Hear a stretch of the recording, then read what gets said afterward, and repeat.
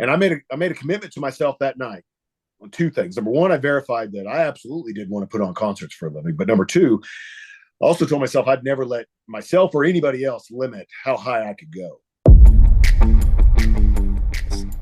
You have found Authentic Business Adventures, the business program that brings you the struggle stories and triumphant successes of business owners across the land. Downloadable audio episodes can be found in the podcast link found at drawincustomers.com. We are locally underwritten by the Bank of Sun Prairie, Calls on Call Extraordinary Answering Service, as well as the Bold Business Book. And today we're welcoming / preparing to learn from Walter Kinzie of Kinzie Foods. And Walter, before I get you going here, I just want to let the audience know Walter has done way more than I'm going to dare say most of my guests, certainly more than me. So I'm excited to talk to you. Walter, how is it going today? Man, pleasure's all mine. I'm grateful for this opportunity. And, it's a great day. And, it's an interesting day in America. But yeah, it is. Across the board, I'm seeing a whole lot more optimism and excitement than maybe heartbreak. So I'm encouraged by that, and really, really happy that there seems to be at least some resolution. That's the interesting thing about elections is so much of the day after isn't about who won or who lost. It's also just about that process is over and we know what the path forward is. And so anyway, it's a overall an optimistic and great day in America. Yeah, it's I don't know. I treat it like a car accident where you finally got the estimate. That's right.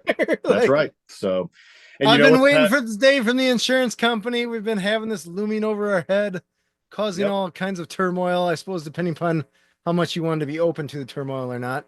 Well, so many things in business and in life. It's you just got to put one foot in front of the other every single day. And but there's always relief when you at least know what the path forward is going to be. And so there's significant metaphors that absolutely apply in business and in life when you look at kind of the conclusion of what we're seeing right now in America.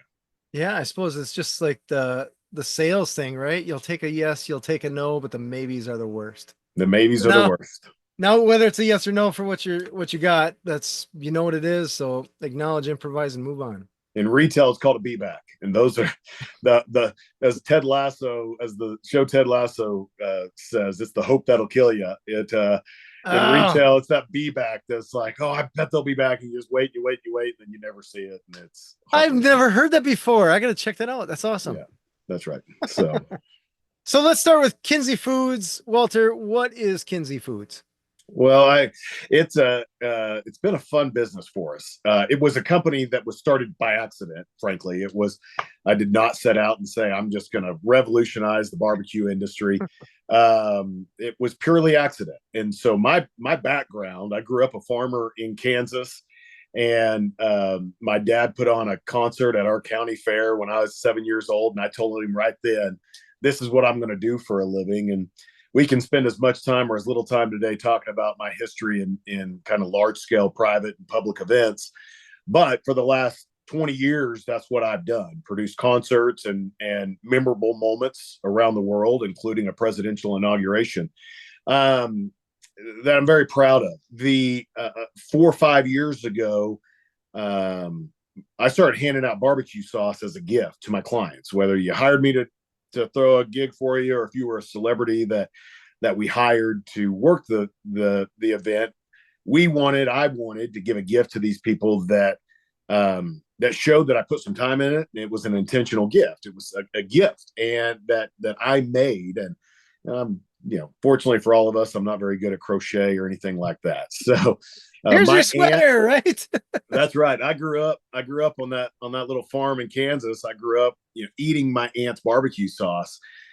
She had a flavor that was just so good, and like so many of us, it was my aunt, so we loved it. But also, we all have that family member that makes something special that when your friends try, it's like, it's special because you love that person, not because it's great. And so, we always loved it, but you never knew what we had. Anyway, I started handing it out 4 or 5 years ago as gifts. About 15 or 16 months ago, we started getting phone calls, people asking for more of it, and I was flattered and very proud of it. It's my aunt's deal, and so I was very proud of it. But we gave it away. And about 15 or 16 months ago, I went to my wife one day in June and said, I can't do this anymore. Like I literally had like almost 200 bottles to make over the weekend to Just to give away. just to give away. Well, And, that's and, going beyond side hustle.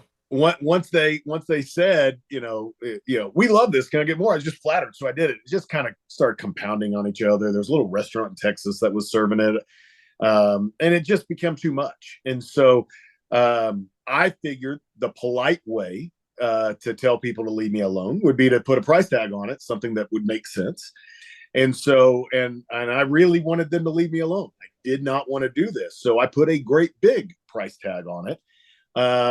And lo and behold, our first month we had 600 bottles to make, and it was just like, oh man. And then I was hopeful that they were buying it because they'd been mooching off of me for so long that they'd buy it once and then leave us alone. But then the exact courtesy.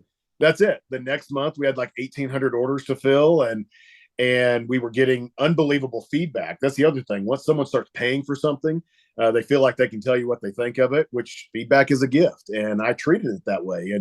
And with that now, is an expanded flavor profile where we don't just have the one flavor anymore. We've got 5 or 6 flavors, and we're having fun with it. We have 5 flavors available to buy online. Our other stuff, we do limited drops that are, kind of special for customers only. And so we're just having a lot of fun with it. And I've assembled a team of folks that some of them I'd worked with in previous roles. Others are just kind of had a lot of success in this industry, and man, every Monday morning we have a call, and it's just like we get to make little tweaks every day, and then measure those results. And that's something, I worked in retail years ago, and that's something that I didn't get in entertainment that I now get again. And it's just, we made one little tweak to an email campaign this week versus last week, and we saw a little traction, and it's just fun. It's fun to try that stuff, but we build a quality product that customers seem to really like, and we're just having a lot of fun with it. I'm not sure if that answers your question, but that's a little bit about what we're up to at absolutely. Foods. So we got a lot of ground to cover with all that you have going on, but I did want to dig in. You said it's your aunt's recipe.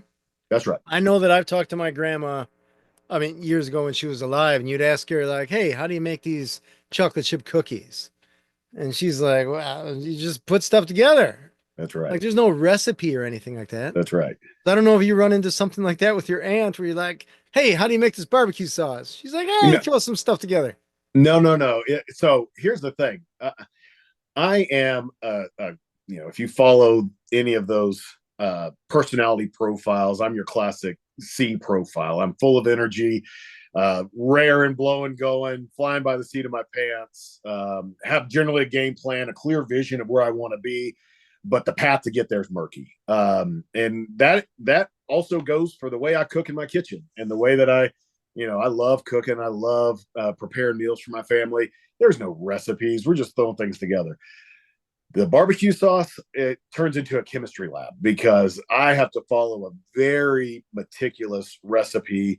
And then on top of that, it's one thing to have the recipe. It's another thing to have the process that you have to go about. And early on, as I was giving this stuff away and wasn't overly concerned about it, I for sure cut corners, and you can tell a difference. And so now that we're taking this real serious, it's I've got pros now that help me make this stuff and whatnot. But it's a very meticulous process. It's food safety. You gotta do it the right way. Not only to preserve the quality of the product, but also to preserve the quality of the experience for the consumer. And so I have no plans to make unfortunate headlines because, I cut corners or anything like that. So which that's also been really helpful or healthy for me because, again, so much of my life has just been like blowing and going like a bull in a china cabinet.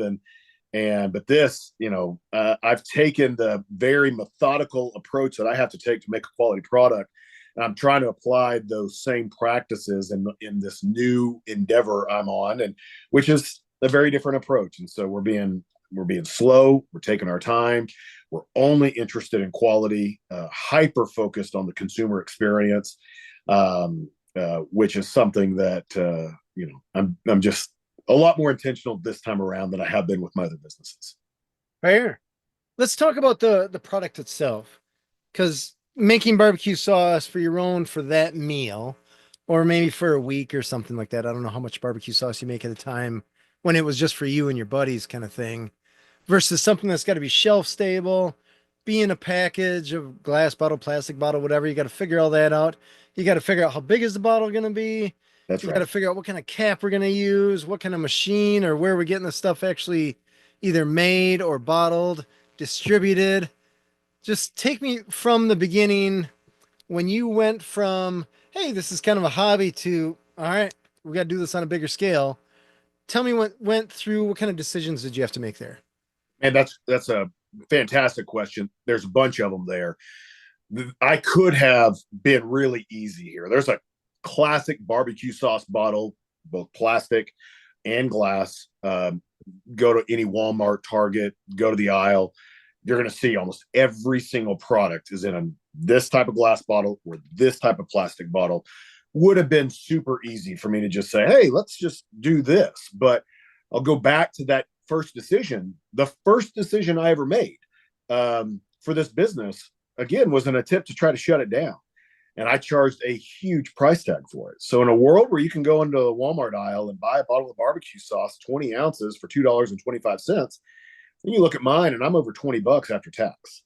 And so I am 10x what sauce costs at Walmart. And my customers, it would be, a lot of people could say, the product inside the bottle is so good that you can justify that price. But for me, I'm highly sensitive to the customer.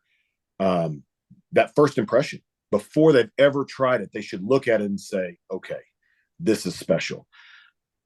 How that manifests is 20 plus names. Like, what do I even name this company?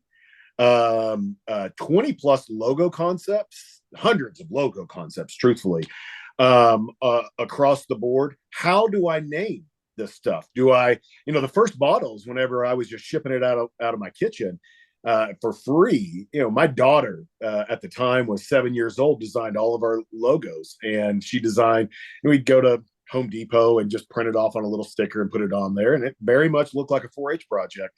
But, there were cutesy little names and a cutesy little design by a 7-year-old. And the whole thing's still a family affair. But, we had to be really intentional about that. Like, what is our brand positioning going to be? Are we going to have this little cutesy, look at us, we're a family operation sort of model? Or are we going to have this, particularly like in the world of hot sauce, you have all these crazy labels and crazy names. Are we going to lean in and be a part of that? Or are we just going to forge our own path? There's a phenomenal case study through Harvard called the Blue Ocean Strategy. And they look at companies like Cirque du Soleil. They look at Southwest Airlines. They look at a lot of these really big, successful companies and how they have really they offer a product that's incredibly similar or the exact same as a lot of their competitions, but they just go about it completely different. That's the approach we decided to take here. We're going to have an ultra premium package. We're going to have an ultra sophisticated naming process.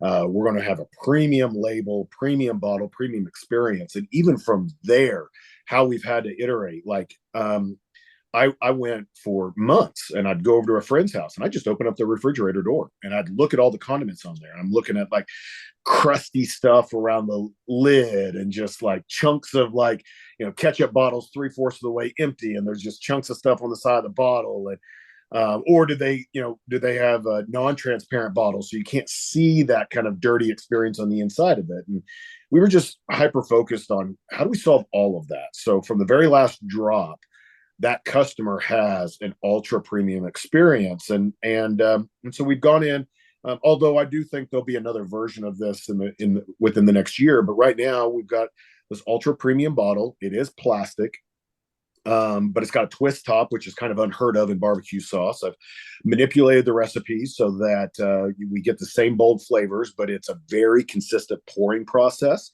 with that suction cup of a twist cap. So, once you've applied what you need to, what's left behind is just a really clean experience in your refrigerator. So from the first time you use it till the very end, you don't get any of the disgusting stuff that typically happens. The other thing we had to do was you look at the barbecue sauce market, and it is rapidly growing, and really thanks to the some of the stuff that happened during COVID that created so many at-home chefs. There are markets in this country, gigantic markets in this country, that have very little presence of barbecue, and so it'd be one thing to build it and try to keep it in that same mold. Um, where you apply it to meats that you're smoking, so ribs, pulled pork, brisket, whatever it might be. But that's not what our customers were telling us. Our customers were telling us, we put this on our scrambled eggs in the morning.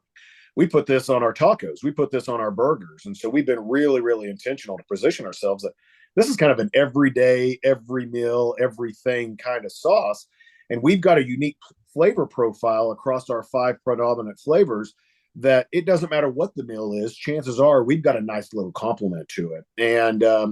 And so we recognize that our price point is not going to be for everyone, but if you're that person that goes ahead and buys the sea salt on the cracked pepper container, or you're that at-home chef that just likes to go a little bit further to make sure that your meal is over the top, then we've got multiple products for you. And that's really the customer base that we're going after. And we're increasing the application use, which differentiates us from the rest of the market. And so there's a few of the decisions, but it's been really insane for me on just how intentional every single step of the way. My goodness, our website, again, Shopify and some of these profiles make it so easy to throw something up there. And if we wanted to just kind of fit in, I could have had a site live in a couple hours, just kind of fumbling my way through as an amateur on Shopify. But I brought in some folks that have had a lot of success there, and it's a risk. It's a more expensive way to go, but we're 5 months in, and still 2 people working all day, every day to make little tweaks to it. We're just hyper focused that every single turn, the customer's having a great experience. They're enjoying the process.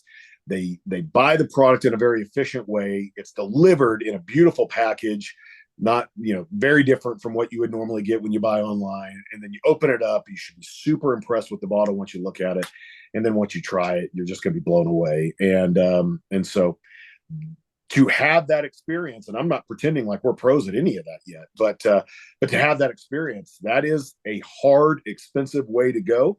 But for us, it's the way we're going to choose to go. And for us, we just made the decision that we're going to go about it slower instead of ramping up super fast.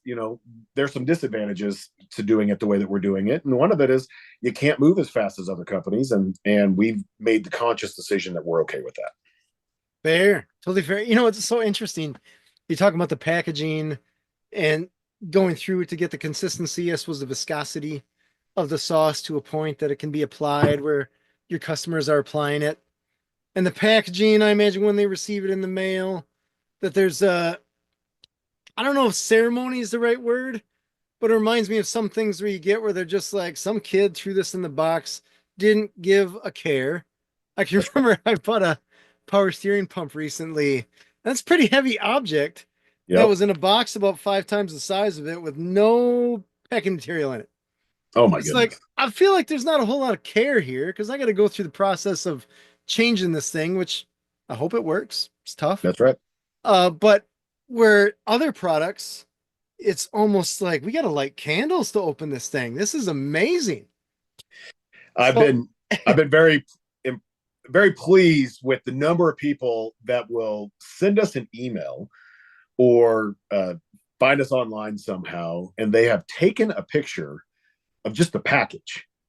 They haven't even opened it yet. They've taken a picture of the package in excitement and anticipation that it's arrived. And it's not overly complicated what we're doing, but it's I equate it, and we're not on this level by any means, but I equate it to like when you buy that new Apple product.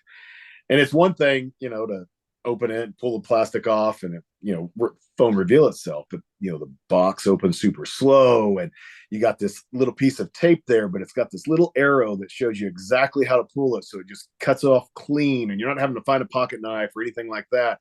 We're nowhere near that level, but our site is on that, and that's where we're headed. And so, and I know I'm doing it right, at least at this stage in the game, when customers are or sending pictures of just the package saying we're real excited. So Well, I think that speaks volumes because it shows that you're aware of things that a lot of people either they think, hey, that's not important, or it's just not even on their radar, or they're not willing to take the time to design it or pay for it. that's right. It's one of those things where I'm like, something on that level. I mean, so much stuff seems to be disposable, throwaway. It's obvious, or it seems to be that people didn't care. Like you're That's right. spending money with them, regardless if you're spending $2 or $3 or $20, you're still spending money with them. And it would be nice to know that the people you're spending money with care on some level that they That's have right. you as a client. That's right. And I'm That's like, right. what really is the cost difference between giving them just something thrown in a box versus something that's almost ceremonial? Is it really that significant?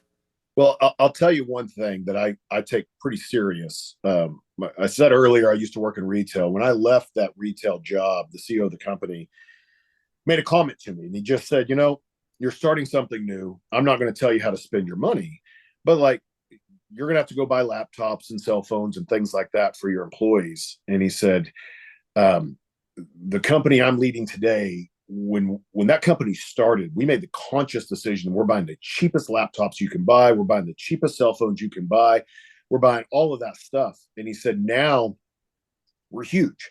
And they were a $4.5 billion company at the time that I left. But he said, now for us to make the decision that we actually should probably get Macs for all of our employees, and we should actually get iPhones for all of our employees, it is a painful, highly expensive, transformational way of thinking to make that switch. And he said, I'm not going to tell you how to run your business or how to spend your money, but if you think there's a chance that one day your employees are going to need MacBook Pros, start there because it is going to be incredibly difficult. It is so much easier to save money or cut costs than it is to say, darn it, for us to get the results we need, we got to spend a lot more money. And it is way easier to go one way than it is the other. And so I took that serious with the entertainment company, and I'm taking it serious here, where I would rather overspend, to your point, all these products I'm buying to give my customer the experience of a direct consumer experience. I got to buy these things anyway. So I'm just spending a little bit more to get quality, spending a little bit more time to package it the right way. I'm spending a little bit. It's just little things here and there that I am taking it further, and I am spending a little bit more than what it could be done for. But I'd rather look up in a few years and say, you know what, we can make these cuts and have the same customer experience than it would be to say we really need to layer in all of this stuff and on a much bigger scale. That's just a way more painful way to go. And so it again may not be the smart way to do it. We'll know in 5, 6, 7 years whether it was the right decision, but for now, the thrill of the journey and the reaction we're getting from customers is kind of all the evidence I need that let's take the time, let's spend a little bit more and give them an experience they deserve versus, cheap bottle, cheap package, cheap packaging, delivered slowly, and arrives in something that's not going to keep. Yeah, It's not what we're doing. I get what you're saying there. It's funny. It reminds me of some of the packages my wife gets from Amazon because Mm-hmm. I don't know why she orders so much, but she does. Sometimes I feel like we're keeping them afloat. I know we're You, not. you and I collectively might be. So, But she like by the front door, and this is my little social experiment that because I'm somewhat of a jerk that way. Like packages left by the front door, I bring it in, set it by the front door, but inside the house. And sometimes that package will go a week before it's even touched or opened. mm-hmm. And I'm like, that means that she bought this thing with the anticipation of whatever it is, right? But it's obviously not life threatening. And whatever it is probably isn't even that important. That's right. And I'm like, I In the feel moment, like if there was more of a something that would get people excited, like, hey, Santa Claus is here, man. We gotta open this up. Instead, he just like, oh, it's another brown package. that's right. Well, so what I would tell you, and this is something so first of all, you and my experience is very similar. But what that also tells me is that she's doing business with a company that has been highly effective at building the excitement and the thrill of the purchase Correct. on something that they've been really good at that. They haven't got it right on the other end. And that may not matter, that may not matter at all, because they got your money, man. They got your money. And you know what? You're going to go outside today and there's going to be a few more packages at your front door. That volume doesn't change. And so for us, we are taking that side of it serious, but we also want people to have that other experience. We think that other experience, because we sell one product in a very, very intentional way, we need them to be, Christmas morning, whenever that thing shows up, and then excited that they can redo this in 45 days when they're running low and it's time to refill. So yeah, it's interesting because I'm thinking when somebody gives me a gift, I want to say that I don't care how it's wrapped. But if you think if someone gave you a gift and it was in just an old grocery bag versus a gift that's in either a nice bag or wrapped, and you knew that when you opened it, confetti was going to pop out, those are two different experiences. That's right. Even if inside is a bag of money, you're still like, oh, you wrapped it up here. That's so nice, right? That's right. That's right. It's so interesting because I'm like, it doesn't matter. But then you're like, it kind of does. I don't want it to, but it does. And, within your world and within your hobbies and within the things that really bring you joy, I bet that the way the products involved in that joy and the way you interact with those, that's a different experience for you than maybe when the deodorant shows up or the toothpaste shows up, and there's a different urgency, there's a different anticipation, there's a different level of excitement. And, and for all of us, that's different. And for us, we're just hyper focused that we believe that there's enough foodies in this world that are in the country that really enjoy the process of making a great meal, and we're providing a necessary tool that allows them, no matter how the meal turns out, that allows them to just know confidently that their guests or themselves are going to enjoy it. And so we're hopeful that segment of people gets a little more excited when our package shows up than maybe when the deodorant shows up. Fair. A lot of worlds were conquered or fought, or people were willing to risk falling off the edge of the earth to make their food a little spicier. That's right. So I feel like you're in the right world right there. That's right. Tell me a story about how did you decide on the volume? The given bottle, you see some bottles of whatever, whether it's ketchup, mustard, barbecue sauce, whatever, beer. I mean, I suppose beer is pretty standard, but you got some that are like 6.25 ounces or 9.87 ounces. That's right. Where are they coming up with these numbers, or they're just like, that's the one? Is it based on dollar and then work backwards? Or is it machine and work backwards? Or where are they figuring that out? Yeah. So for most of them, that's exactly what it is. It is the machine that they're producing the product in and how that product gets poured into the vessel. And then it's driven by cost. And, when you're selling a product at Walmart for $2.25, you've got to cut a lot of corners to eke out even just a little bit of margin per unit. And so the decision and the vessel and all of that is derived from that experience. We're going direct to consumer. I'm not worried about taking retail hits and margin hits from having distributors and bookers and retail shelves involved.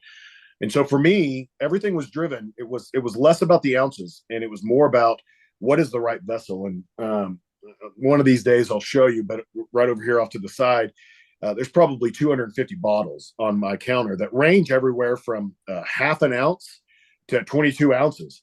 And for me, it wasn't about how much product is inside of that bottle. It is, what is the bottle that works best with my product? So it has a really nice pour experience that just every step of the way, the customer has an enjoyable experience. Our flavors are super bold. And so unlike a lot of sauces where you just, I'm picturing my daughters and the amount of ketchup that goes onto a plate to coat the chicken nugget to get it where it needs to be. You just don't have to have that much with me. Our flavors are super bold. And so regardless of the ounces, our product lasts longer in your kitchen or in your refrigerator than something else where you need a lot of it to get you where you need to be. And so for me, it was, what is the right vessel that gives you the right amount of control so you can control how much you think about how many times you tip that bottle over and you beat the tar out of it. Right. And then it finally comes out and it's just way too much and you just coated it. So for me, it was all about the experience for the customer. And once I found the vessel that gave that customer the experience, then it was just, what is it? And ironically, the bottle itself is a 12-ounce bottle, but the weight of my product is much heavier than water weight. And so it's the vessel itself is a 12-ounce vessel that serves 14 ounces of product. And again, that I wasn't trying to have a 14-ounce product. I wasn't going for any of that. I was going for the experience. And the ounces will change when I switch to glass. Again, not because I've got this magic number in mind, but I have finally selected a glass bottle that frankly we're having custom made for us and whatnot. But for us, it wasn't the amount that was inside of the bottle as much as, do they have a world-class experience when they're interacting with this thing? And I feel like we got there. And so the ounces will change when we go to glass, but it's only because I want the customer to have the best possible experience interacting with the product. And that's what we've done here. So, You raise an interesting point, because I'm picturing this as you say that 14 ounces of product in 12-ounce bottle. Like, you got to consider you got a 5-year-old kid that's still got to lift it, right? It can't be some 5-gallon jug or something. that's right. You got to think all the different hand sizes and how does it fit on the table? How does it fit in the fridge? Man, there's so many variables here. That is How it fits on a shelf, how it Mm. fits inside of the fridge. You're exactly right. Like, and frankly, there was a glass bottle that we loved. And then I went to put it in my fridge. I was like, I've got to adjust the shelves in here for this thing to fit. We can't do that. And so, and I mean, we were so confident that that was the bottle that we were going to use. And then all of a sudden I'm like, oh boy, this isn't going to work. Nobody gets a refrigerator. So few people get a refrigerator and say, oh, I'm going to adjust the shelf heights here. The way it's delivered 99 times out of 100 is just how and we figured out that this bottle was going to require everyone to physically adjust the shelves in the refrigerator. And that's Never a happened. step I'm unwilling to make the customer go through. And so it's, there's a lot into it, the width of the bottle. So today, we are direct to consumer. One day we will be on shelves though. And it's like, you want to have a desirable positioning on the shelf to where they can fit us in a lot easier format than they could other products. So all of those things, again, asked me 15 months ago, I would have been like, who cares? And now it's just been a lot of fun, just how methodical we've had to be. And like I said, we're learning every step of the way. We're making our fair share of mistakes, and but we've approached it knowing that we're going to mess a lot of stuff up, and but we're committed to fixing it and adjusting it, and we're looking forward to the mistakes and anticipating them so that we can get that mistake behind us and know that, all right, at least this part of the journey is solved for at least this period of time. So and that's different for me, in the live event world. No event ever goes off the way that you think it's going to go off, but it has to go off. If it doesn't go off, you've got a world of problems. And so there's very little room for error there. And every error is a catastrophe. And that's just not the experience here, which is making this a lot of fun, where we've got the margin to make some mistakes and built in the bandwidth to, when those mistakes happen, to be able to take care of the people that might be on the negative end of those mistakes. So we're having fun with it. That's fair. It's the definition of entrepreneurship, right? Make enough money that you can afford the mistakes you make. That's right. Let's shift in this gears. early stage, it's not even about the money as much as the time or the experience. It's, Fair. we put that stuff into place. We had, we've now fortunately been shipping thousands of bottles of this stuff. And I had our very first one a couple weeks ago where the customer sent me the picture and the bottle had exploded and on delivery. And it was just like, but I was very proud that within an hour she already had her new shipping label in hand, and the tracking number, and the replacement stuff was on the way. And so it's even just like, it's even factoring in that margin of time that we can be flexible like that. And because of the way we control a lot of the experience, we're not having to jump through 15 different hoops to get a replacement order out there. We jump through a couple different hoops in a very efficient way with the fewest number of people possible, and have a happy and satisfied customer, within a matter of a short period of time. And that's the experience we're looking for. That's awesome. Tell me a story about when you shifted just cooking the stuff. Or do you cook barbecue sauce or do you mix it? You I don't cook even it. know. I have Yeah. no idea how you make barbecue sauce. You do both of those things, but it is a cooked product that, in order to get the flavor profiles the way that you need them, you got to cook all the ingredients in a certain order, to a certain temperature, in order to achieve the profiles that you're looking for. And so, I was very fortunate. My aunt had been making this stuff for 40 or 50 years, and she walked me through it. It wasn't a complicated thing, but she walked me through, take these steps, take them serious, and do it the right way. And you can have fun in these areas, but you can't have fun in these areas. And it was teaching me where I could take the liberty to make adjustments that ultimately allowed me to thrive with these new flavors. And truthfully, the exact family recipe is reserved for the family. What goes out to market, is a variation of that is just outstanding. People love it. But with how this came about, it was very important to me to keep a certain element for the way it was always intended to be. And so I've loved honoring her in that way. Her name is Kinzie. And so, even though my last name's Kinzie, the company is named after my aunt to honor her. And she's just a woman I'm proud to be a relative of. And she's had some great times in her life. She's had some hard times in her life. And I can never, even from the littlest kid, I can never remember a time where she didn't just have the biggest smile on her face. And so, and she's going to get rewarded in all of this. If there's a meaningful exit down the road somewhere, I look forward to changing her life. And so, but yeah, it's, kind of went in a few different directions there, but yeah, it is, you cook it. It's a very methodical and intentional process to get the result that we've got. And, it's something I enjoy. I'm very happy that we have people that make it for us now. Okay, I was going to ask that because I wonder, like, how do you go from kitchen to cauldron? Mm-hmm. You gotta get this, like, Yeah, you gotta make a there's this few thing bottles, called. no big thing. When you gotta make hundreds, now we're talking some industrial type equipment. That's exactly right. And there's elements of the process that I still manage in house. The shipping component of it, I talked earlier about how we were able to take care of that customer so fast. Part of it is because I keep a healthy amount of inventory here.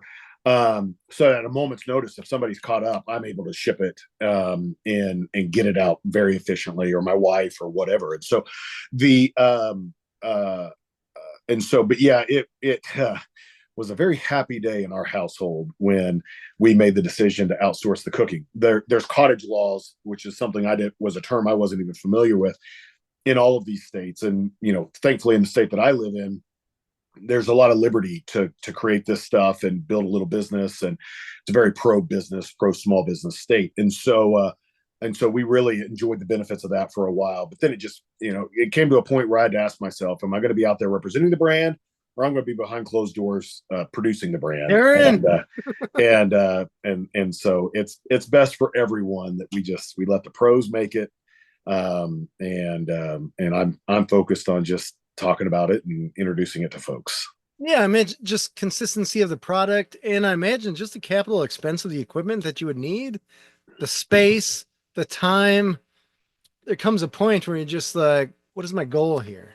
That's right. That's right. And these deals right now is a virtually brand new business in the overall world of this industry. I'm so small and just insignificant that these manufacturers, the deals are definitely in their favor now. But I'm looking forward to growing this to a point where I'll have options and we'll be able to have more favorable terms. And you're right, to have the USDA approved space or an FDA approved space with all that equipment would be very expensive. it's also very expensive to say, hey, I need you to produce 500 gallons of this, and I got to pay for it up front before it gets produced. And Oh, so, okay, it's fair. that's a huge amount of money out of pocket just like that. But it is nice that a couple weeks later it just shows up and it's ready to go and ready You to. didn't have to wait for the health inspector to come on That's by right. or find That's out that your employee didn't show up or that's learn right. that your gas burner's dirty so it's not doing its thing or pay for the hood, That's exactly right. suck all the fumes out or have your wife saying, "You're cooking barbecue sauce again." That's right. Well, some of our flavors are pretty spicy. Let me rephrase that. Some of our flavors have a spice element to it, and I use what are traditionally really hot peppers, but I cook a lot of the heat out of it. That cooking a lot of the heat out of it means a lot of sneezing and a lot of tears with the fumes and stuff roaming around. And so, but I still tweak and invent new flavors down here. So I'm constantly innovating new stuff, and I'm still the one behind all of that. So even though we've outsourced a lot of that, they still get their healthy dose of me experimenting with peppers and different things like that to see if I can come up with something that we're proud of. I get that. That's all part of the game. That's all That's part of the right. game. That's right. Let's shift gears into your event business. Tell us about that. It looks like you had a lot of cool stuff going on. Presidential inauguration back in 2017. You Yes, got some sir. awesome, incredible bands. Tell us that story. Yeah. So that when I mentioned it earlier, I told my dad when I was 7 years old I was going to put on concerts for a living, and I So, had was your dad playing or was he nope, sound guy no. or what So was he we doing? grew up in a really really small town in Kansas, and I was very involved with 4-H and FFA, and um, when I was very young, my dad drew the short straw of the adults from our 4-H chapter, and one summer he was in charge of the entertainment component. My dad's an entrepreneur, and he's a barber, and had a little bit of a local and regional political profession for a little while, but yeah, and just a super great guy and super involved in his community. So I know he had a lot of fun with it, but it's not what he does. And so, and growing up in a town of just a few hundred people, then watching my dad produce this show, and I was looking out from the stage, and I just never seen so many people in a room or in one space ever before as a rodeo arena. But there were a few hundred people there. I'd never seen that many people in one spot before. And I was just like amazed that something my dad made caused all these people to want to be there at that one time. And I just saw a lot of joy that night. And so I committed to doing it. I did my first show when I was 18 years old. There was a kind of a profound reason for doing it. A friend of mine was terminally ill. And we kind of figured out how much money his family needed to help him achieve a few things before the illness finally got him. And what was interesting was we set a goal to raise $70,000 for him, and we used a concert to do it. $70,000 is a lot of money. And we used a concert to do it. I was 18 years old, and we went out and we did it. And what's interesting is, we were dead set for the entire planning process. We were going to raise $70,000. We raised $71,000, and I was driving home that night, and I just thought to myself, what if I would have said we need to raise $250,000?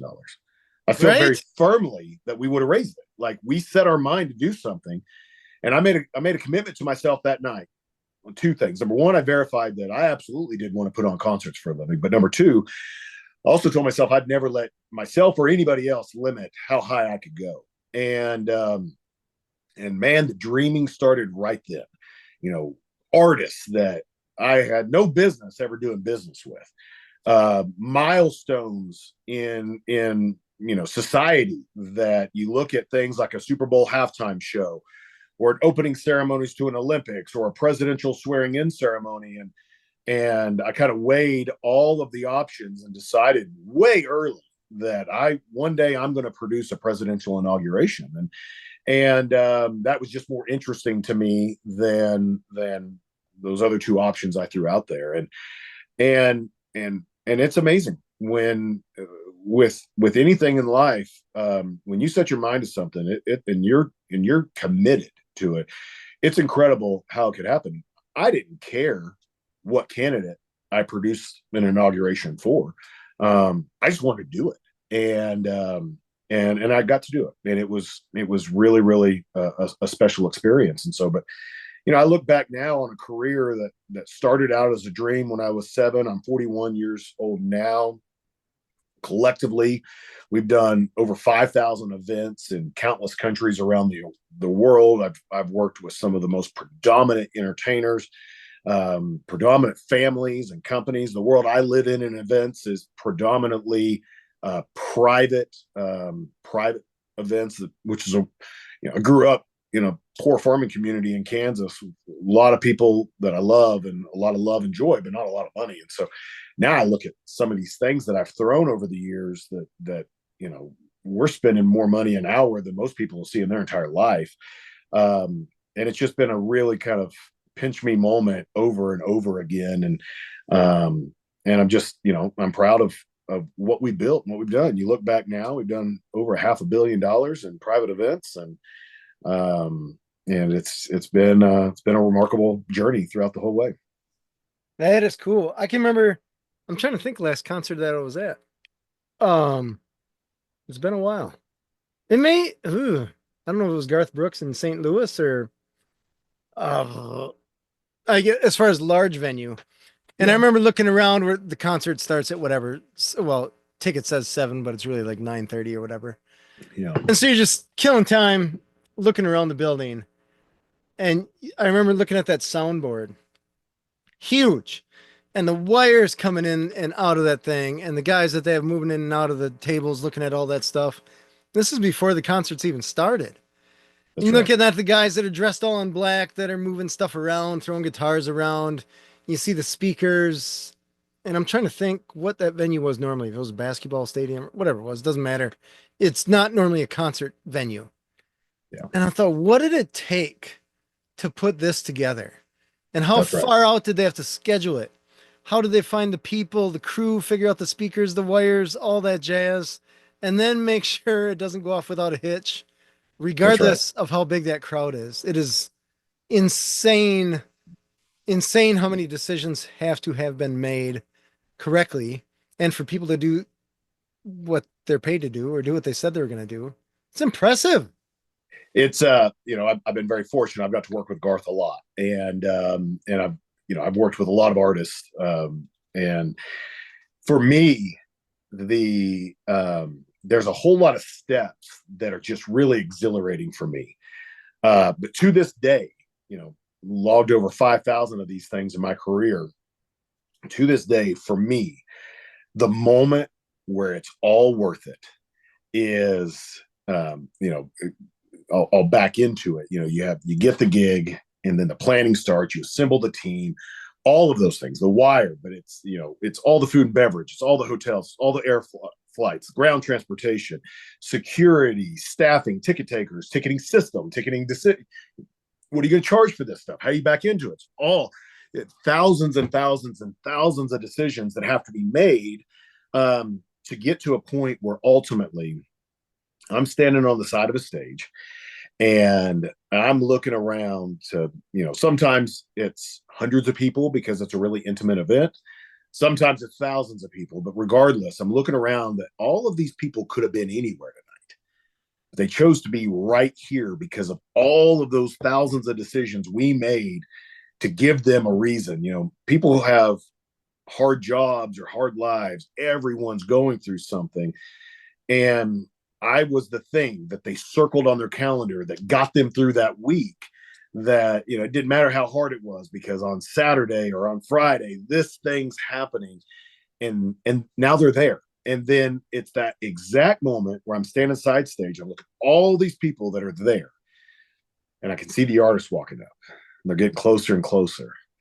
And the stage lights dim. The whole stadium or room erupts in cheers. And then the artist steps up to the microphone in one way or another, greets the crowd, and you can hear them, because all of those wires and all of those decisions and all of those steps that it took to get the artists there, to give them what they need so that they can do their thing, and it works. That moment where they greet the crowd and the crowd goes nuts. I mean, I got hair on my arm standing up right now just thinking about it. There's so many things in life that are interesting to you, but you do it enough and kind of the interesting part wears off. I'm several thousand of these things in, and just talking about it makes the hair on my arm stand up. I'm in the right industry, I and get I love what I that. do. I get So that. it's been, but it's also an interesting industry because, with what I do, which is predominantly in the private world, so it's a very cutthroat deal to do these public ones, and I've done a few public ones, but it's very, very cutthroat, very tough to break into that. A lot of big companies that make it tough to break into it. But the private world, I've got a ton of opportunity there. But it doesn't matter what the name of my company is. My clients are hiring me. They want me to be the one that's making those thousands of decisions, because they trust that when I'm involved, it's going to go the right way. And so, what that ultimately means for a business is it doesn't matter how successful you are. You have a service-based business that's worth nothing. I am the common denominator. And if for whatever reason I convince somebody to pay me a bunch of money for my entertainment company, it's not like these billionaires that I work for are going to say, oh, well, I guess I have to use this other person now to plan my party. They're going to be like, no, I'm calling Walter. It doesn't matter what's on the business card. They want me. And so that's been a really, really motivating and driving force behind Kinzie Foods is now I have an opportunity to build something that is much bigger than me and much, much bigger than what we're building a brand and we're building a product that people are loving. And it will have inherent value. And so, in one of these days, I'll get to, hopefully, God willing, I'll get to experience the joy of an exit that a lot of business leaders enjoy, and but something that, frankly, the company I've loved building over the last 20 years is just not going to do something like that. So it'll be a different conclusion, God willing, than what I could have over here that'll bring me equal joy to this other stuff. So I have made some adjustments to the entertainment business. I am taking on way less projects now. I've kind of refined what I am willing to do and what I'm not willing to do. The last few days, I've asked it's a very, very small group of people in this world that have ever produced a presidential inauguration. And so when these things come around, my phone tends to ring, and as it has over the last few days. But respectfully, doing two of these things does nothing for your resume. Doing one of them does a lot for your resume. Doing two of them does nothing for your resume. So if I was younger or didn't have a family, maybe I'd consider it. But what's best for me and my family right now is I stay focused on Kinzie Foods, do a few of these events, and build a brighter future, and frankly, be home for dinner most nights. So. Which I would not be able to do if I was in DC for the next 90 days planning something. So tell me about the inauguration thing, and this is pure curiosity. Sure. Because I can't say that I've ever watched one, so I don't even know. Is this an intimate thing where you got a few hundred people there, or is this half No, the country's there kind of thing? I have no idea. no, we had for the one in 2017. I don't think we, despite what some of the headlines might say in either direction, we had a whole lot more people there than what the headlines claim. I don't think we broke any records, but we had 1 million people in the audience probably. 1 million. And yeah, This directly has in got to front be of folks. outdoors then. Yeah, it's held on the National Mall on the steps of the Capitol. We built a big Oh, okay. platform. The president is out on this platform that's 4 or 5 stories tall. You don't really get that perspective on TV, but it's 4 or 5 stories tall. There's a hierarchy of the guests and where they're at, and then ultimately you have the National Mall where all the spectators watch it from.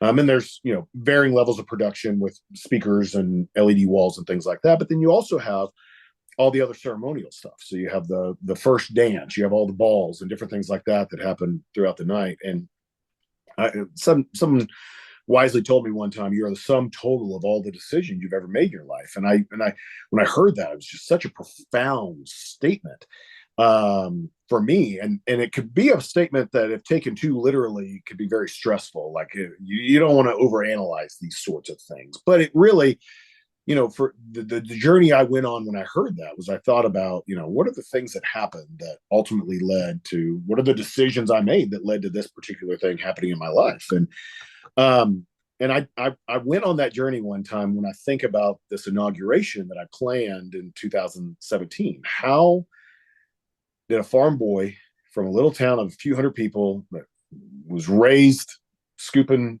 manure and putting bale and hay. How did I land on this stage where I'm literally giving the cue for the transition of power to happen, and one president leaves office as another president goes, and I was directing that moment in history, and I went back and I thought about those decisions, and what I was able to come up with was I got the call because I met someone at a house in East Texas. I met that person at that house in East Texas because I worked at a convention much earlier and made a friend, and that friend introduced me to that person. I worked that convention because I made the decision in high school that I was going to run to be a state FFA officer, and I ran and I didn't get it.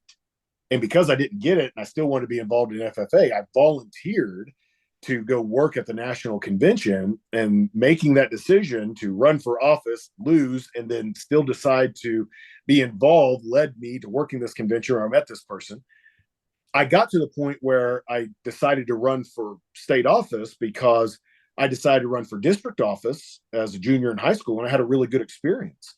And I got to that point because I made a decision when I was a sophomore that I was going to run for a chapter office, and I had a really good experience. And I got to that point because when I was a freshman in high school, I watched some kids that were chapter officers, and I thought, man, I'm going to do that one day. I got there because when I was in the seventh grade, my older sister was an officer in this club, and I went to a banquet that she was being honored at, and she got an award, and I was just so impressed with what my sister did. And then I made the decision that night I was going to be involved in that same club. And earlier that day, I made the decision I was going to go to a banquet. And a decision I made in seventh grade to go to a banquet led me to fall in love with an organization that I decided to be a leader in, that I decided to be a leader in. I failed at being a leader. So then I just got a volunteer gig that introduced me to someone, that introduced me to someone else, that introduced me to the president-elect of the United States of America. And I was standing there on a stage producing one of the greatest moments in history. And that's not a political statement. That's just like, at the time, it's a big deal. President of the 58 US. times a person was sworn in to be the president of the United States. And I was calling the shots for one of those 58 times. And all because when I was in the seventh grade, I decided, I'm not going to watch TV today. I'm going to go do this thing for my sister. Could have very easily just stayed home and rode a four-wheeler on the farm or watched TV or whatever, and I would have missed all of that. And I also, I'm a God-fearing man, and our Christian faith is very important to us and our family. And I think God empowers us to make those decisions in our life, and He presents those opportunities, and sometimes He gives us really big nudges, and sometimes He doesn't. But it's what we do with those nudges that ultimately leads. And like I said, you can put a lot of pressure on yourself on every single decision that you make, but that was a 25-year journey from one little decision I made in seventh grade that led to this. And so I've had a lot of fun tracing back other decisions that's led to other moments in my life that I'm just so grateful for. That is, man, that's a cool story. Talk about the snowball effect, huh? That's right. That is cool. And it's not all in who you know, it's who knows you. So That's just right. think, and interesting, even if you point out what you perceived as lack of success with you not winning FFA, imagine if you did win. Maybe you wouldn't be doing that. Yeah, I mean, there's a great Chinese prophecy where it talks about all these different things. We're like, oh, thank goodness! Like now the story goes something along the lines of like the kid gets bucked off a horse, and now he can't be enlisted into the army, so he doesn't go to war. And they just kind of go along. Thank God that happened. And the farmer always would come back and say, well, we'll see. And you just never know. And I've been in business long enough. I've been at this thing called life long enough that I don't have any control. All I can do is make the best decision in that moment that I think is going to lead me in the right direction in that moment. But you don't know how things are going to end up. And if I've learned anything, it's the great times are not going to last. And the really bad times are also not going to last. and what's on the other end of it is a journey that you don't know how it's going to go, but it's going to be all right. And nothing is forever, and that's okay. And I've had some really, really dark times in my career that it's just impossible to dream about what that mountain could look like on the other side. It's impossible to be able to conceptualize, can I even get there? And you think about, COVID was hard for the entire world. There's not a human being I've met that was like, oh, that was a breeze, that was easy. Let's do that again. Let's do that again. That never had that conversation. And for me, though, there were tons of blessings within COVID, and some of those blessings came by way of the complete decimation of my live events business. And I imagine that took a hit. It was, I didn't lose anybody close to me to COVID. A lot of people I know got it. Certainly, 1 degree, 2 degree, 3 degree separation between me and some folks that did not make it. But I didn't have to deal with any of that. But I did deal with, between live events that we had booked, live events contracts that we had with customers, or events that we were actively running. I had 28 bands loading into South by Southwest the day the city pulled the permit on South by Southwest. Every one of those bands had been paid. Every one of those little wires that you talked about with your experience had been paid for, and it was just gone. And, collectively, we had $40 million in either live events that we were producing, live events that we had in the works, or contracts that we had secured that dissolved in 4 days. And I did not have $40 million to. No, not just whipping your wallet out and being like, was that 40? Okay. It was a catastrophic time. And we had a very interesting rebound that was not profitable, but it was highly successful in the amount of joy it brought the world. We put, early on, it was 300 or so venues together in the United States and Canada, and we started doing drive-in concerts. So I put Garth Brooks, and he did a show to, ultimately 400,000 people that was able to stay in quarantine in their cars but go to a concert, within 90 days of COVID hitting, and the whole world still shut down. We did one with Metallica, we did one with Bon Jovi, and we did a bunch of these with a bunch of different artists. And ultimately, the result was 1.7 million people got to stay in quarantine at a time when the entire country, the entire world was still shut down. They got to leave their house and go do something in a social way that was unique and different. And we didn't make any money doing it, but it was a very proud moment for me to provide at least an ounce of hope and healing to a nation, multiple nations, during a pretty dark time. And the team just did a remarkable job. And so, we've had a lot of those interesting moments that help us get over that mountain one way or another. But we had to ultimately, we'd ran the company completely debt free since day one, and we had to take on a bunch of debt when all this happened. And frankly, we're still working through the ramifications of that. And it's not been fun at all, but I still get to watch that artist walk up to the microphone and the crowd to go nuts. And that makes climbing these mountains worth it to me.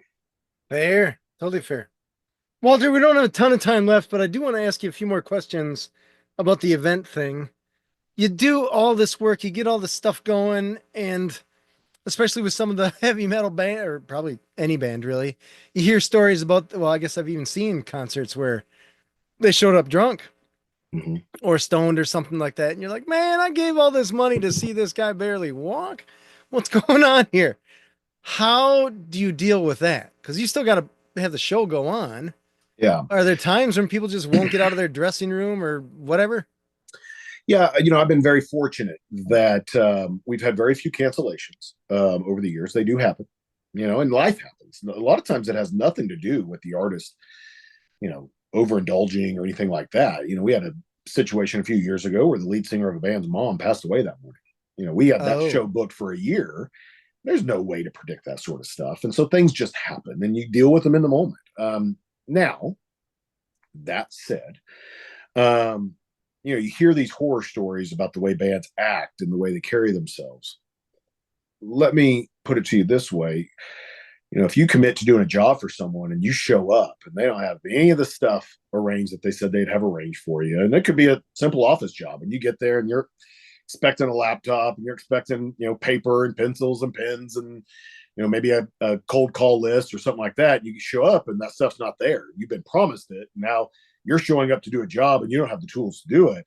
How are you going to perform and how are you going to act in that moment? And so we taken very seriously over communicating with our bands every step of the way on what's going to be there for them, and making sure they have what they need. So many of those moments are a direct result of not an artist overindulging, but rather an artist showing up, and the people that were in my position just didn't do what they said they were going to do. And they've got a reputation on the line. Like, it's, if a band has a bad night, no one's thinking, oh my goodness, Walter Kinzie, that producer, he must have screwed something up. I don't deal with any of that. Band has a bad night, they're the ones that have to deal with the ramifications online, on social media, all of that stuff. And so we take very serious that let's do everything we can to make sure that when that artist shows up, everything is exactly the way it's supposed to be, not just for the artist, but for every member of their team. They have the tools they need to do a good job, and that there's no one's going to be on fire trying to figure something out. Everyone's just going to be super satisfied that everything is the way it is, and we can just have a nice, relaxing evening. That approach has been wildly successful for us. And in that situation, it is so rare that something happens. We had a situation one time. It was a 40th birthday party, which so many of our things are birthday parties for kind of these ultra high net worth families. But it was a 40th birthday party, and it was down in Georgia, and family had 130, 150 guests. And you think about that, like, these people live a high profile lifestyle, but an event like this, they're putting their guard down in a very vulnerable position to give their fans or their friends and coworkers an ultra premium experience that kind of fits who they are. Like, I have to get into the mind of my clients to really understand their personality. So I'm not delivering Metallica to a Garth Brooks crowd, or I'm not delivering caviar to a cheeseburger crowd. It's so much of that stuff.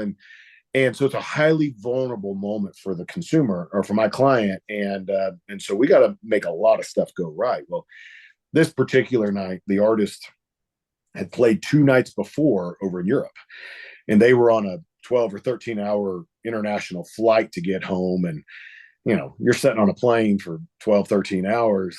You only have so many things at your disposal, but an open bar in first class is one of them. And frankly, they were just in no position to do the job they need to do. But all of the fans are there, all the friends are there. You don't turn 40 the next day, you turn 40 that day.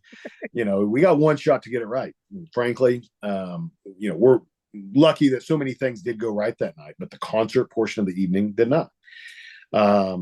And that's a heartbreaking thing, and a lot of it, the everyday guest that's there, they don't know how things are supposed to go. But my client and I, they've made the decision to spend all this money and divert all this energy that they could have been spending with their family or building their business or whatever. They've exerted all this energy to have that ultra personal evening, and for such a big moment of the evening to not go as planned, it's heartbreaking. And in that moment, there's you don't get a do-over. And so it just reinforced the need for us to just be ultra sensitive to every decision we're making, and go above and beyond to create that experience. And that night, effective immediately, we no longer book bands that we're going to have to travel 15 hours by air to get to a gig. And if we are, like, as we worked in these other countries, now I put a day between when they travel and when they're going to perform, and I pay extra for that to happen so that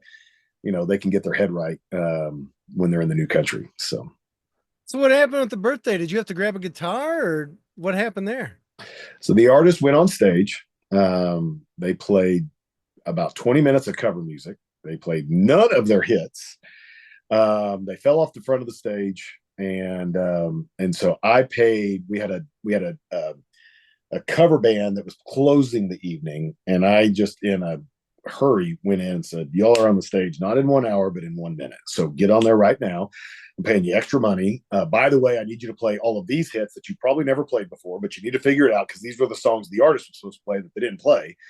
And then the next day, it was, canceled flights to hat in hand, go to my customer's home and hand them a great big old check as a refund and pray that I'd be able to work it out on the other end with the band that had messed up. And, in some of these other situations, I'm very proud of the fact that in the very rare situation, again, we've done over 5,000 events. A lot of events we have more than one artist on, and so I don't know how many artists I've actually booked, 6,000-7,000 of them at this point. But in the very rare situation, even in the case of that gentleman whose mother passed away same day, I've been very fortunate. We've been able to get another band in place same day. I've never had a show just outright get canceled, and again, but that's a readiness, that's a preparedness. Like I'm not necessarily going over with my customer, okay, if X band goes away, we're going to pivot to Train or Goo Goo Dolls or something like that.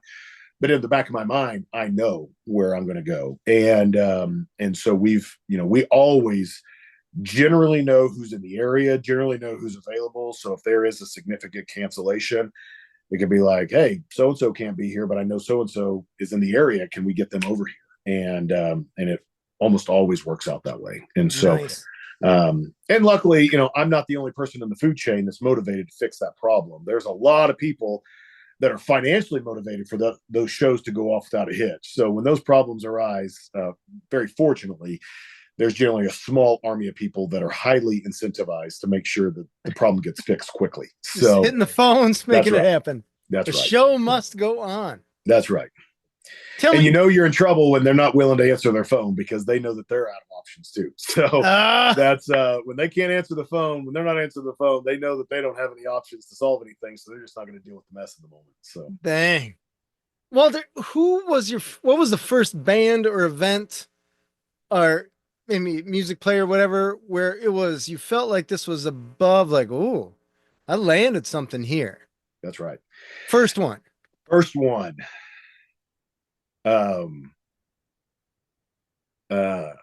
There have been. Okay. I imagine there's tiers. There's tiers. Right. You get the local, you're like, oh, we got this cool cover band that's pretty big. Yeah. Yeah. First major band I ever booked was a guy named David Lee Murphy and a little Dust on the Bottle, great country music singer. That was like, okay, ooh, this is big time. Then first time one of my bands sold out a venue. It was lightning in a bottle moment. We booked the band before they blew up. By the time the show happened, they'd blown up. And so that was a big moment. That was a band called Cross Canadian Ragweed. Then I did a private party. It's the first time I'd done something that crossed the $100,000 mark, and it was 4 or 5 bands working one party, but the party cost over $100,000. It's like, that was more money than my parents made combined in a year by a long shot. And so the fact that someone would spend that much money. Next one for me was first time a customer spent over $1 million on one night. And it was just like, all right, we got like a internationally famous superstar on the stage. And so that was pretty remarkable. The next level for me went to a band called ZZ Top, where Billy Gibbons is a great friend of mine now. Very fortunate for that friendship. And but we booked them in 5 days. 5 days between when I called them and when they were playing. And there's a lot of street cred that you have to be able to make a call like that. So that was wildly successful. Then I remember the next level for me, I booked the Eagles for a private party. Oh, nice. And, now you have one of the biggest, most successful rock bands in the history of music that have made the decision, just like all those people in the crowd, those, Glenn Fry and Don Henley are going to be at that thing that you're putting together. And that was really, really big for me. And then kind of on that same level, but different, I convinced George Strait to do a private party one time, and he doesn't do it. Just can count on one hand the number of private parties he's ever done in his life where he was paid to be there. And I had one of the first ones. And that was just a really big deal that involved me like getting interviewed by him. And so that was just a very surreal moment. and then and then for me doing when I did a deal with Garth Brooks, and I'm not going to go into all the details of how it all happened, but ultimately I brokered the deal. It was me and Garth. There wasn't attorneys or managers or agents or all these people. It was me and Garth working side by side, put a deal together that he would be at, and the result of that evening was tens of millions of dollars went to children's charity, and a lot of really good things came from that evening. But it's he and I working side by side, and been very fortunate. Now we've done a lot of those things together, and then you layer in some of these milestone moments in history, like a presidential inauguration and things like that. I got to help produce the first CFP college national championship game, and so some of those moments that only happened one time, and I got to be there for them was I'm pretty proud of. So that was like 15 answers to your question, but it's every one of them. There's I call it the war room, because we all get together after it's over and we go, can you believe that this, and we had to do this, we had to do that. And, there's been moments where, to solve a problem, it was like, okay, where can I rent a 747? Oh, the Rolling Stones have one right now. Let me go rent this. Let me call the Rolling Stones and see if I can borrow their 747 real quick. And it's just like all of these moments that have happened in my career was like, are you kidding me? And I've just seen God's hand in every step of this way. And my product in the entertainment world, which is not all that different from the consumer packaged products world, is, I create that thing that creates a memory that hopefully is so profound and so positive that these people remember it for the rest of their lives. And it doesn't matter what business. I had a very smart guy tell me one time, you can run your business or your business can run you. I've had those moments where I've run my businesses, and I've had those moments where the businesses have run me, and my life is very different when I'm letting things run me. And so it's just taking the steps and taking the time to do it the right way to run your business. And it's it's also tough sometimes, particularly when you're starting a business, to separate yourself from it. So much of my identity was tied to this entertainment company. It is me. It is who I am. But nothing but stress and heartache comes from that, even in the good times. So it's finding that and treating it almost like a plant. That you're going to plant the seed. You're going to pick the right soil. You're going to pick the right sunlight. You're going to pick the right moisture, and hopefully you grow that thing. And you got to treat it that way. And when you do that, even in the good times or bad times, it's very difficult to find, or it's very easy to find joy. So I take that stuff pretty serious. That's awesome. Walter, I love it. Thank you so much for being on the show. Oh, thank you for having me. This was incredible. And I don't know how much time we spent here talking, but I've enjoyed every minute of it. And I can tell you right now, one of these things I'll tell you is that you've connected with someone that you admire when I feel like I could go another 3 or 4 hours with you easily. And so for that, I thank you for that. I really totally agree. You. Totally agree. Yeah. Thank you so much. It's funny because I was like, so we normally do 52-minute shows so that they can air on the radio. But it's interesting because you end up talking to people just like yourself that have so much life experience. Like we're getting all this knowledge, this information, this experience. We can go another couple minutes, right? So that's right. I appreciate cool, man. It's cool. Just been wonderful. And truthfully, I hope we get to do this again. This has just been a real honor for me. Yeah, absolutely. I wish you great success with Kinzie Foods.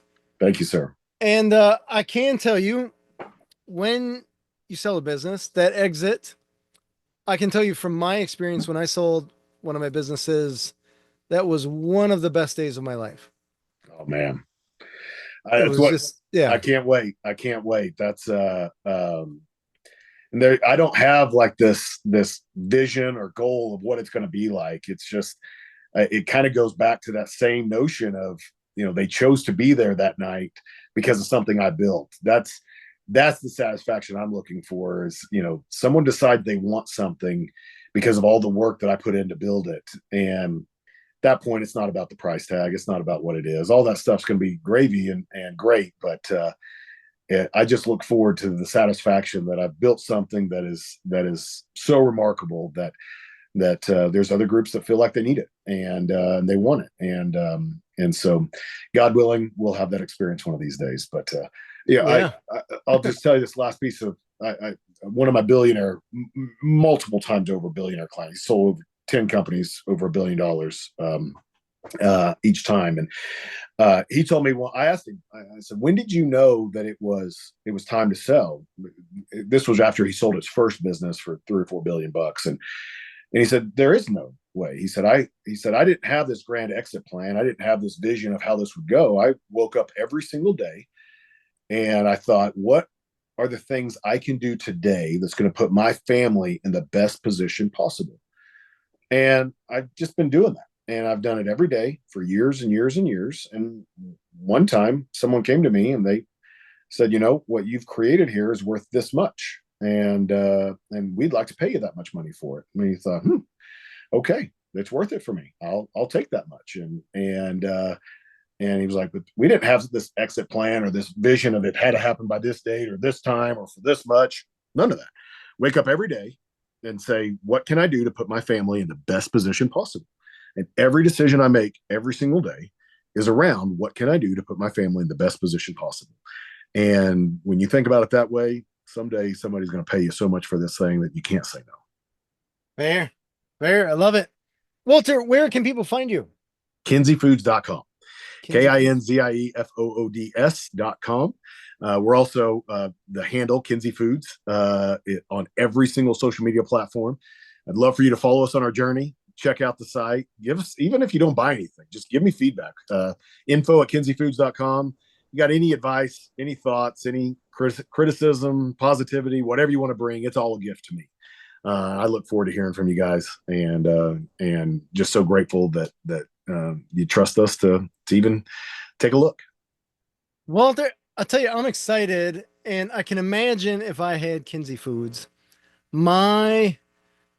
I feel like the big excitement would be when I'm at some park or something like that, and kids are eating their food, and I see somebody that I don't know with a bottle of Kinzie Foods barbecue sauce. Yeah. I feel like that would be like, oh yeah, that's awesome. My daytime version of that is when I see an order come in and I'm like, oh wait, how do I know this person? Where did I find this person? And then it's like, oh wait, I don't. Like they've interacted with somebody. They've interacted with somebody somewhere along the way, whether it was through our efforts or through a friend or whatever, and they just made the decision that something we've done along the way, they've committed to go in, and it's just like I'd won this morning. I'm just like, it was someone in California, and have no idea where they found us, but they found us and they made the decision to spend money with us, and it just fires me up every time. That is totally fair. I get that as well. That is fantastic. That's right. Walter, thank you so much for being on the show. Thank you for having me. Again, I'll do this as many times as you want. I'm so grateful for this experience. I love it. This has been Authentic Business Adventures, the business program that brings you the struggles, stories, and triumphant successes of business owners across the land. My name is James Kademan, and Authentic Business Adventures is brought to you by Calls on Call, offering call answering services for service businesses across the country on the web at callsoncall.com. And of course, the Bold Business Book, a book for the entrepreneur in all of us, available wherever fine books are sold. If you're listening to this on the web, if you could do us a huge favor, give it the big old thumbs up, subscribe, and of course, share it with your entrepreneurial friends, especially those friends that love great barbecue sauce, which should be just about everybody, vegetarian or not, right? That's right. As well as those that love to be entertained and need to understand exactly what's going on in the back end, which, as every entrepreneur, you always want to know what's going on in the back end, right? That's right. Thank you. Walter, can you tell us that website one more time? KinzieFoods.com. KinzieFoods.com. Excellent. We'd like to thank you, our wonderful listeners, as well as our guest, Walter Kinzie of Kinzie Foods. Past episodes can be found morning, noon, and night at the podcast link found at drawincustomers.com. Thank you for joining us. We will see you next week. I want you to stay awesome. And if you do nothing else, enjoy your business.